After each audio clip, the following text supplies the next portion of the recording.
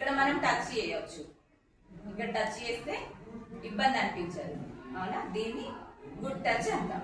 ఇప్పుడు మనల్ని కూడా ఎవరైనా ఇట్లా టచ్ చేస్తే మనకి ఇబ్బంది ఏం లేదు, దాన్ని మనం గుడ్ టచ్ గా ఫీల్ అవ్వచ్చు. మనకి ఎలాంటి నొప్పి బాధ ఉండదు, అవునా?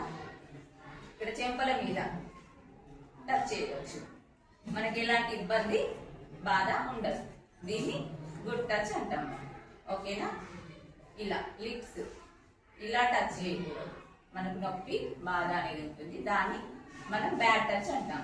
అలా ఎవరు టచ్ చేసినా కూడా మనం టచ్ చేయనివ్వద్దు. ఓన్లీ మన అమ్మ టచ్ చేస్తే తప్పితే మనం వేరే వాళ్ళని టచ్ చేయనివ్వకూడదు.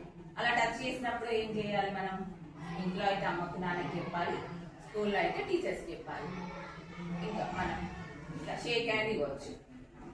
షేక్ హ్యాండ్ ఇస్తే గుడ్ టచ్, మనకి ఏమి ఇబ్బంది ఉండదు.